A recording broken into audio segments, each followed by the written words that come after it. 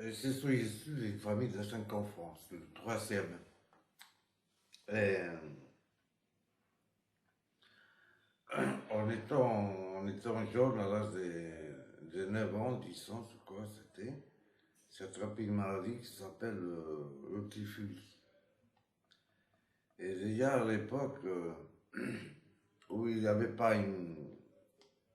presque pas de voiture, presque pas de pollution, rien du tout. Déjà on disait que changer d'air, ça faisait du bien. Alors, ma grand-mère, elle habitait dans les montagnes à 30 km du village où on habitait, où je suis né. Et je suis parti chez ma grand-mère pendant un an et demi presque. Et c'est vrai que ça avait récupéré, c'était en pleine forme et tout. Mais tout ça au détriment de l'école. Hein. Parce que ce village-là, il n'avait pas d'école, et puis c'est un petit village. Le mien, moi, c'était un village de 12 000 habitants déjà, c'était un bon village. Et quand je suis, quand je suis revenu chez moi, donc, il y a le professeur, c'était l'école, l'école publique, voilà, c'est le mot qui me manque, l'école publique. Déjà, le professeur, je ne pouvais pas le voir tellement.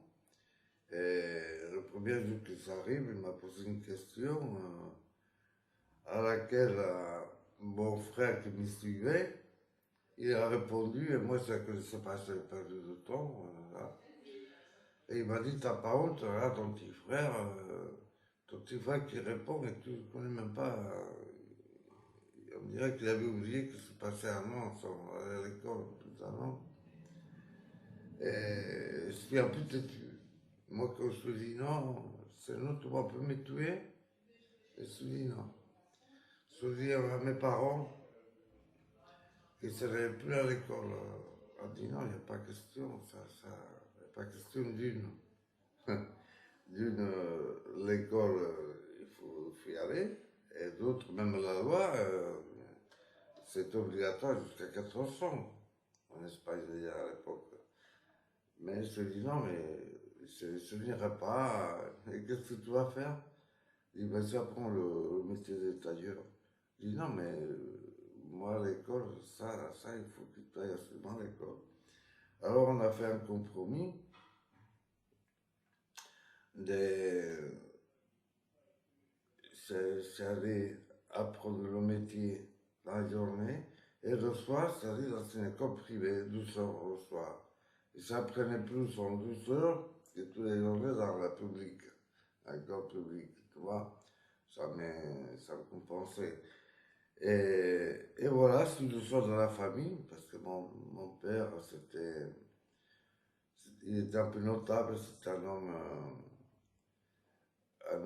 il donnait des cours de latin. C'était un fils unique. Ses parents, ils ont travaillé comme des fous pour lui. Et il s'est marié à 48 ans parce que sa mère n'aurait jamais supporté qu'il se marie. Il s'est marié quand la mère il a dit, écoute, je suis pas bien, c'est une femme. Mais c'est malade. Donc c'était l'époque comme ça, il était un petit bourgeois quoi. Et après, j'ai appris le métier, c'est là que je suis venu. Et la vie était difficile, mais bon, nous on n'a pas eu de faim parce que c'était l'après-guerre. Moi, je suis né en 44. Et ce qui s'est passé, ben, mon père, il était pris sans grippe dans le village parce que c'est un homme de droite. Lui, il aimait se présenter comme un homme de droite pour l'ordre et le respect. Il adorait ça, l'ordre et le respect. Il concevait que la gauche, pour lui, il avait de l'arcisme, à laisser passer des choses. Lui, c'était l'ordre et le respect, a toujours été ça. Mais on venait l'appeler parce qu'on prenait des types qui étaient un peu de gauche et ça là. La famille venait appeler dans le village. Ils m'ont pris mon mari, ils m'ont pris mon cousin, ils vont le tuer, vous ne pouvez pas faire quelque chose, tout ça. Donc, toujours, c'est ce qu'il dit, il a un homme de droite avec quelque chose de gauche. Il a sauvé pour moi, c'est ce qu'il a pu sauver comme gens, mais après, ils se sont dit, mais cet homme-là, il est d'où?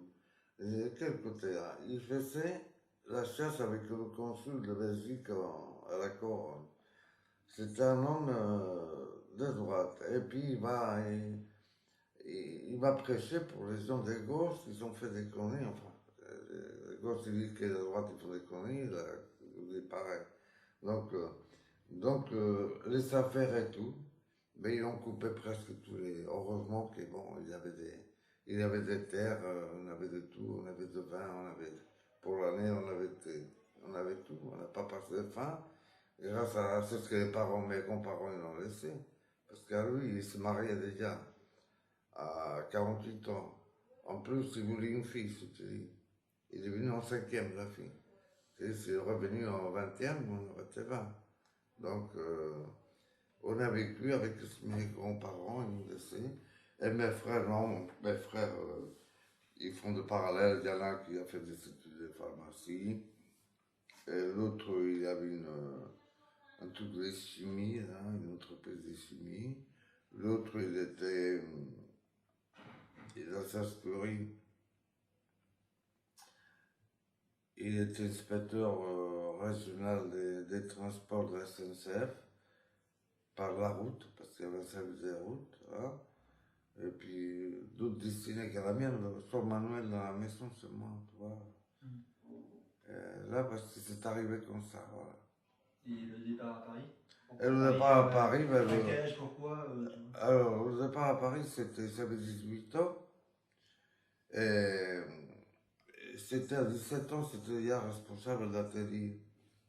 C'était un peu par convenance parce que celui qui était avant moi, il prenait sa retraite, donc c'était déjà mûr pour, pour prendre l'atelier en main. Mais je me suis dit, je ne peux pas être payé comme un apprenti tout en faisant un travail qui. Donc, je me donne l'excuse que je m'en vais pour apprendre la coupe à Paris, et puis voilà. Et à ce moment-là, le patron, il me dit, ben écoute, il avait une référence à l'époque des payes. Il me dit, mais non, ta vie est ici, ta, ton avenir est ici. Là, ça allait t'augmenter, tu vas gagner comme ils gagnent les gens. On disait ça à la banque, tu vois, les employés de banque. Tu vas gagner un message, tu vas vivre comme un roi, c'est ça et tout. J'ai dit oui, mais ouais, c'est difficile d'apprendre la coupe à Paris, donc je reviendrai après. On reviendra après. J'ai bien revenu, bien sûr. Donc voilà, c'est ça qui suis parti. Mais alors, tu as des regrets ou tu es content d'avoir fait ce... Non, c'est pas de regret, non, non, c'est pas. C'est pas de regret. En plus, il y avait pas mal de. Tout était changé, tu sais, moi, je sortais d'une guerre. Là-bas, Franco, malgré que je n'ai pas ressenti le franquisme, moi je ne suis pas ressenti parce que chez moi c'est un village qui est assez bourgeois. Même à l'époque, il n'y avait pas de risques, il y avait pas mal de risques dans le village et je sais pas, il devait y avoir pour 10 000 habitants une dizaine de médecins. Il avait une grande faculté en Galicie, la faculté de médecine, qui est très importante. Même les Américains, ils viennent faire cette université-là, la faculté de médecine de Saint-Jacques et Compostelle. C'est important. Donc, il y avait beaucoup d'étudiants, des fils des professeurs, des fils de médecins, des fils de ceci, cela. Et nous, on était au milieu, toi, mon père, il a gardé quand même un tyran. Pas trop, on n'était pas grand parce qu'il n'y avait plus comme avant les moyens, mais on était quand même bien. Donc, quand tu es jeune, il y a les étudiants, tu sais, les étudiants, tu parles de droite, de faire attention à ça, un étudiant, il part toujours. Hein. On s'est réunis, on parlait de droite et de gauche, on savait que c'était la gauche et la droite. Hein. C'était pas. Même si dans un bar, bon, c'était mieux évité, mais entre nous, on discutait beaucoup, surtout les étudiants. Hein.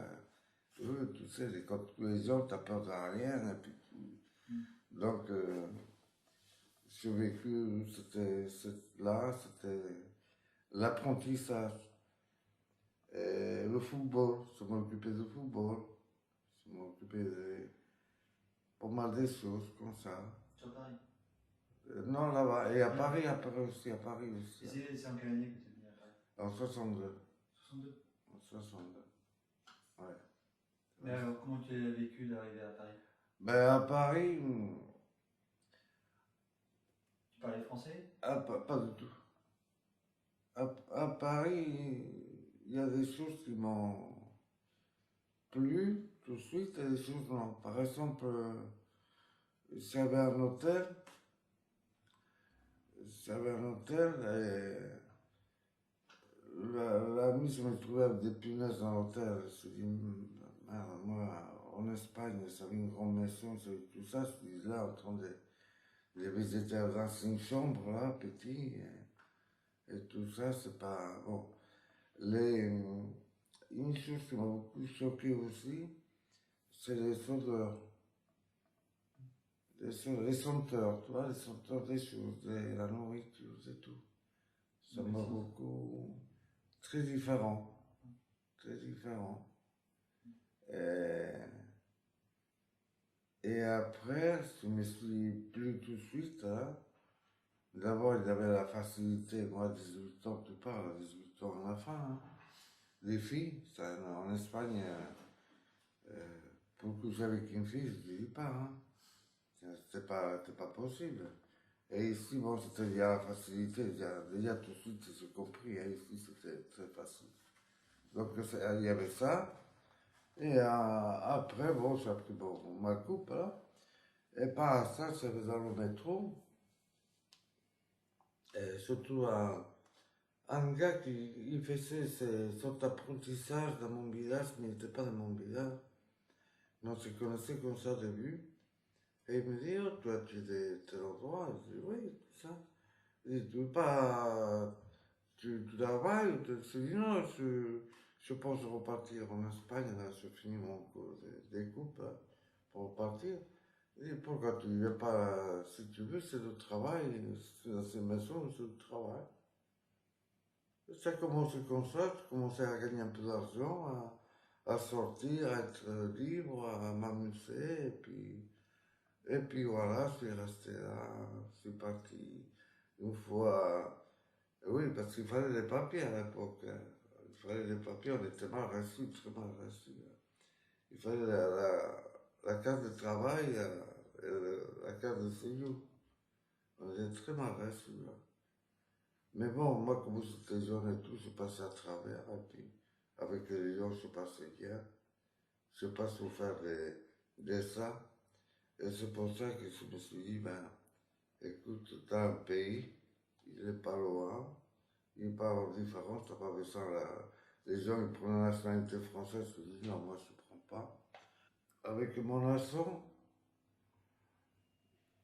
si je dis je suis français, il va me dire, tu es français d'où ton accent?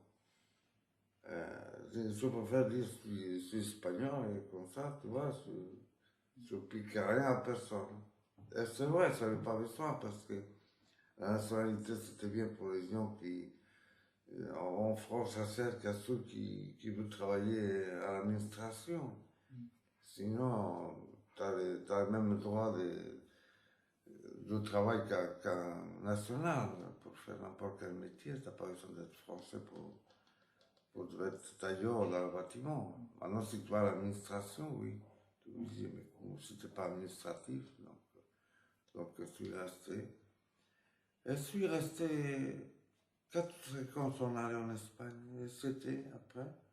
C'était, mais je revenais. J'ai commencé à aimer partir, mais aimer plus revenir. Tu vois? Donc voilà, je suis là et après. J'ai connu ma femme. Hein, et elle avait 19 ans, elle était jeune, là. Moi j'avais 26. Et on s'est mariés, ben, elle avait 20 ans, moi 27. Voilà. asphalt, ils nous en ont plein sacrifice.